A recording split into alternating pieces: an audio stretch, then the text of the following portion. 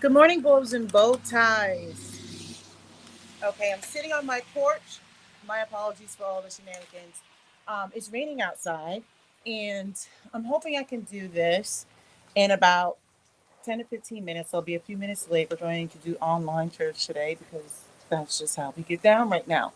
So, look, you see the title Unveiling Complexion Bias, Light Skinned Black Women and Colorism. So, there's a few things I wanted to say about this because, like I mentioned in one of my lives yesterday, I don't typically talk about colorism unless everyone is in the room. But after thinking about it, I do have a few things I want to say. So these are some of the things I wanted to say, and then I'm going to end this and allow for people to um, leave whatever comments they want to leave. Let's just say this.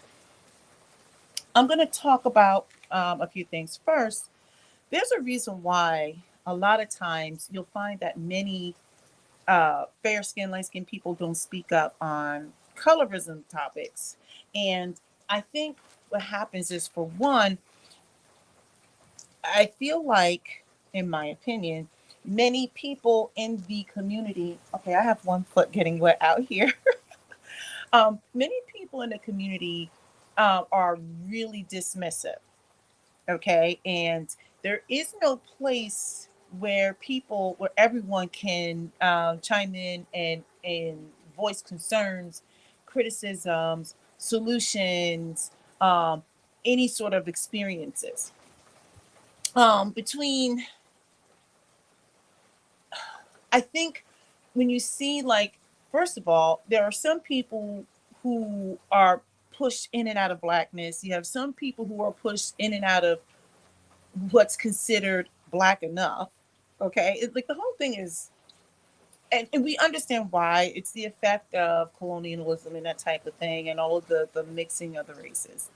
Um, but I think what happens is when you have a group of people who are being dismissed in providing real commentary, maybe real insight, you know, you have people who have been hurt on both sides, and it's so hard to bridge the gap. And what happens is when a group of people have not maybe experienced the negative side of the people who have not experienced colorism, but maybe have benefited from it. um, I think people don't want to hear from them. But I think in order to move forward, there has to be dialogue, right? So that everybody can gain understanding. So if communication is one way and you don't allow for people to say, look, how can we support? Because not everybody has the answer, not everybody knows. I think it's very unhelpful. Now, let me just say this.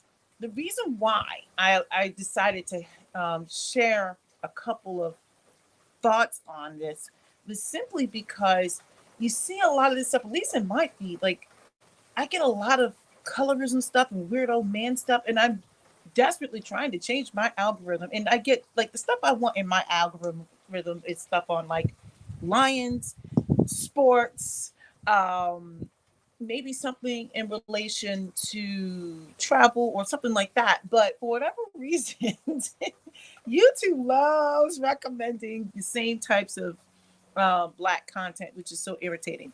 But by virtue of seeing this and all the relationship stuff, where, like, the whole gender war thing, I'm tired of talking about that. But I noticed that there's that thread, that undergirding thing of colorism, and you know, several years back, I was foolish enough to think that many of us were moving past some of this, but I was the fool. Shame on me, because I was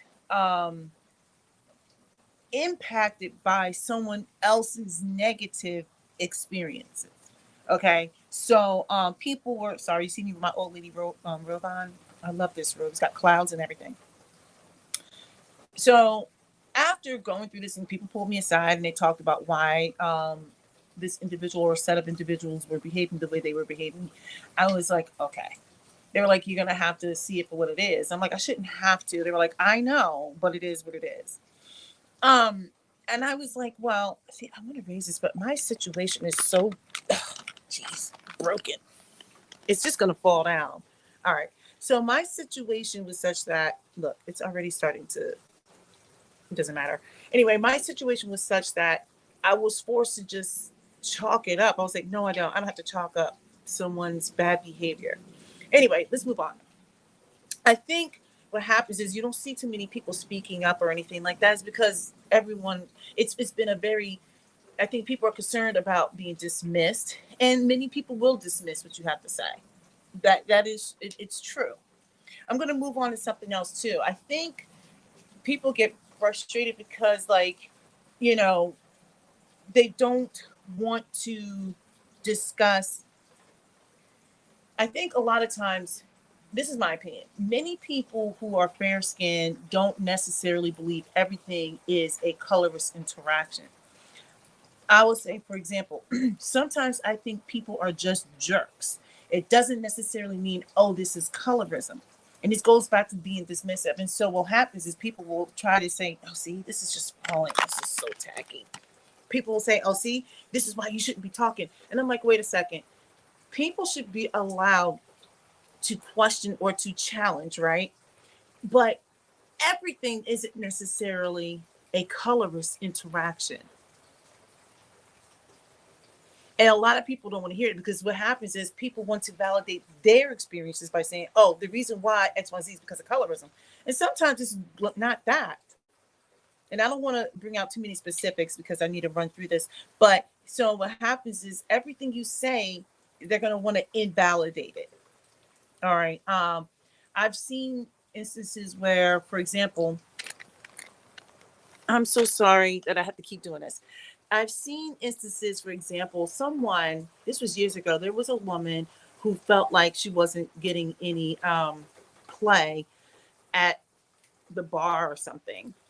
And a lot of it had to do with her attitude was so poor. I watched these individuals come up and try to talk to her, and she was just so nasty and stank. I'm like, I wouldn't want to talk to you either. But in her mind, that was more, oh, this is colorism. I'm like, no, you're being a, you know what, that rhymes with itch. Okay. And so people just didn't even want to interact. They were like, okay, I can't get anywhere. Like they were just trying to make small talk. And the thing was, this particular person, um, I think thought that, well, you should always feel positive about yourself, right? But I think in her mind, she felt as if I am God's gift. And you should think that you're God's gift, but these people were just looking at it like, no, like I'm just trying to have a conversation and I shouldn't have to jump through hoops. And so what happens is those things will get turned into, people only want to talk to you because X, Y, and Z. I'm like, no, you are just not a nice person. And so they will there are people who will invalidate your interactions. They will invalidate your thoughts and things, and they'll want to say, oh, it's because of X, Y, Z. And I'm like, it's literally not. So that's the reason why you'll see a lot of people who aren't fair. They don't necessarily want to speak up because those things will get invalidated and they will be dismissed. I'll say a few other things. I think there's a lot of people who do have some sort of guilt. You know, like how, like when white people have white guilt. I do think some people have guilt. Let me just say this: I don't have guilt for being born the way I'm born. I have responsibility to make sure that, you know, people are being treated fair, and you want to use certain sets of privileges and things for good. Like white people who have white guilt, I don't get that. I'm like, you shouldn't have white guilt. You should say, okay, wait a second, let's make sure that we even the playing field. And it's hard to give up privileges. Let's be clear. The point I'm getting at is there are people who walk around feeling guilty. So then what they'll do is they will try to validate every interaction with people who may be darker skinned than them and say, oh, yeah, yeah, yeah. I'm like, no, you don't have to validate every interaction and you don't have to feel guilty. You don't have to bend over backwards. You just need to treat people like people and be aware that things are going on. But I'm just kind of like, every interaction does not have to be validated. Every interaction does not have to be this overcorrection. It doesn't. I've seen some things. Um, you've got people who I think are concerned about where they fall. You know, I think oftentimes people are concerned about what they can and cannot claim or whatever. I don't know. I don't worry about those things. I just try to treat people the way I want to treat people. You know what the interesting thing is? I've had relationships with everybody until you cross me. I've had relationships with everybody until you cross me. And then after that, I'm like, okay. And I just try to, show everybody a certain level of respect. Like I said, me growing up, I didn't really think too much about that type of stuff. I became more aware of it when I left home. And then people always want to call out, even like when they reference me, like, man, you are so X, Y, and Z. Like, girl, you need to get some stuff. I'm like, why are you concerned about me? Like, I don't reference everybody's skin tone unless I say, hey, you have a nice tan. Like, this is in reference to like you go when you come back, oh, your tan is tanning. But I'm just not caught up. I don't really care that much, to be honest. But I'm also in a situation that I don't really have to care about it, I guess. I don't know. What you see right now is me sitting out here on my porch. I got bags under my eyes. Look at this. Look at this, the whole situation. Got bags under my eyes. This is not good lighting. Um, it is what it is. Let's move on. So I'll say you'll find that many people who are deemed to be fair or light or whatever it is. I'm not sure if you guys can hear the cars coming back in my neighborhood or whatever. Hopefully my earbud is filtering some of that out. I think a lot of people are not willing to go out of their way to actively fight against it. I think simply because, stemming back to what I mentioned or alluded to yesterday, a lot of people don't necessarily want to give up their privileges either. It's not so much that they want people to be treated poorly. I think many people just don't want to give up something that is deemed to be good, and especially if you're a light-skinned black person. See, I'm more focused on the black people, by the way. I'm not focused on those in Asia, like the Indians or the Koreans or anything like that, right? Because they have their own communities that they have to work through. I'm concerned about black women in particular, especially here in the United States. I say this because already, like I said, when you have a group of people who don't feel like they are seen unless it's via some negative stereotype, I think the last thing they want to do is give up any sort of, I don't know, perceived privilege or advantage, especially when you don't believe that you have beauty, opportunity, access, whatever. So you'll find a lot of people who will not actively fight against it because they are preferred, hence preferences. You know what I mean? But they are preferred, right? And so it's so much easier for them to, I think, play into that, or at least not disavow that. They don't necessarily speak out against it. So that's one of the reasons why I think, when you are enjoying those sets of privileges, it's really difficult. Who wants to not be preferred, right? And we just say this, for example, white people who have privileges, a lot of people make it sound like privileges are bad. I don't believe privileges are bad. I just think that when you know you have them, you need to be cognizant of it and try to be mindful and, help others. But privilege in itself is not bad. We just have to call it, we have to name it, right? You've got to name it.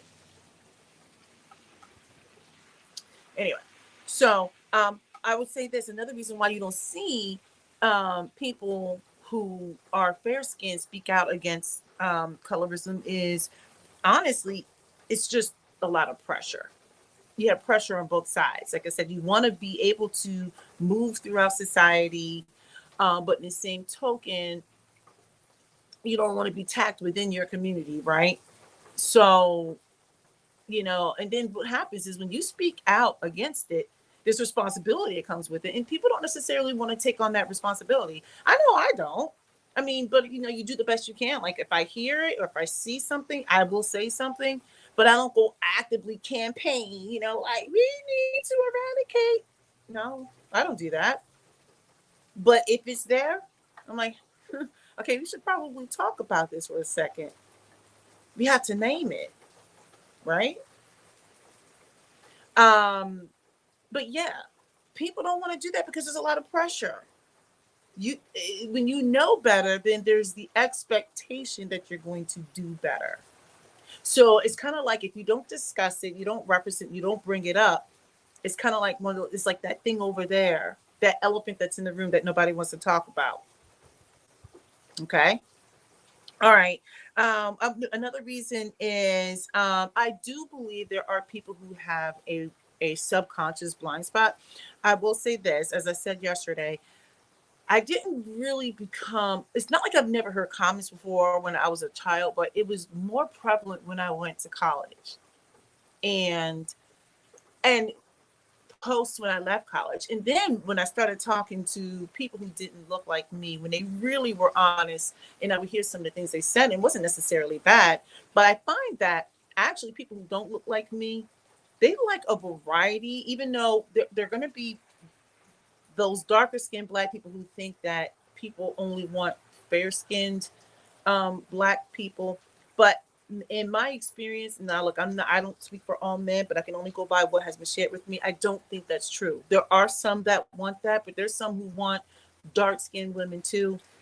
But I think what it is you have a lot of people with these blind spots. A lot of it, I think, from the light side, the light crew or the mixed crew, I think they are unaware of how they show up in this world. I know there was a period of time I was unaware, and I know people don't want to hear it, they don't want to like it, but those are your problems, right? The thing was, I wasn't really aware of how I showed up, within the community, because I looked at it in terms of black and white, not the shades of blackness. Okay, why are my toes getting frozen out here? I got to cut this short soon, and then we got to do bedside Baptist. Well, actually, it's online Baptist, and it started like 8 minutes ago, so I got to wrap this up. Um, there is a blind spot with many people who look like me, who are lighter than me. Um, I change shades depending on which season it is, right? If I go inside and I turn on a light, I look completely different.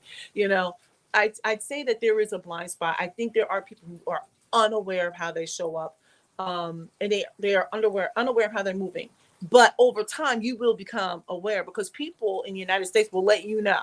You will get reminded, or you will be educated on it.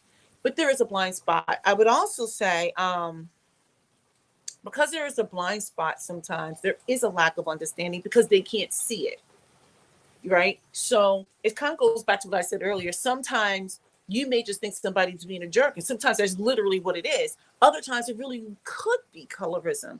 But because you have a lens and how you operate and how you show up in this world, it is going to be difficult for some people to see. And then what happens is, if everything is considered colorism, what happens is people are going to be like, okay, like, so what is this colorism now? So like I said, I've seen situations where I don't believe it was a colorism thing. It was kind of like you're being a jerk thing. And so now people don't want to rock with you. Right. And there's no amount of conversation that can change that. Um, and then, two, I think because you don't have the understanding, I think it's hard to advocate for the other side because there's a lack of understanding. So, getting back to what I was talking about earlier, people don't necessarily even want to fight against anything, is because if you say something, it's going to be dismissed. If you say something, it's also going to be invalidated. And so there's never any common ground on anything. Anyway, I think that's pretty much it, what I want to say about that. I mean, of course, we can deep dive a lot further. I really wish to deep dive with other people, but for some reason I have a hard time getting women to want to come on here, so I stopped asking women. And if I'm going to get women to come on here, I feel like it has to be, you have to have a full representation. You cannot have just one side, whether it's dark or light. You cannot have just one side, because then it's not a conversation. I'm just saying. All right, I gotta go inside. and hallelujah. And I need to yell at my kids. So anyway, I'm curious to hear what you think about this. You know, a lot of people are going to get in their feelings, and I'm okay with it, right? Because that's how the dialogue starts. That's how we gain understanding.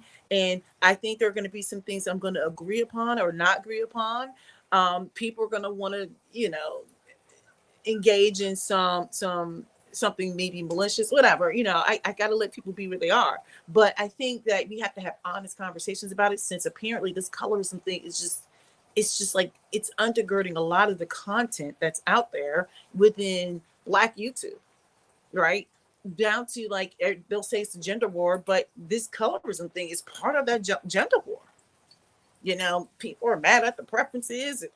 It's just like, let the men have the preferences. Then the preferences are are going to see exactly how things are. Um, Now, granted, let me just say this. I made that comment because I am biased. I am a woman, and I'm always going to speak from a woman's point of view. So if you're expecting me to cape for men, I don't cape for men. Men should be caping for themselves and then cape for women. That's just how I see it. I don't cape for men. It doesn't mean I can't call out shenanigans, but oftentimes I like to make it clear I am here in support of women.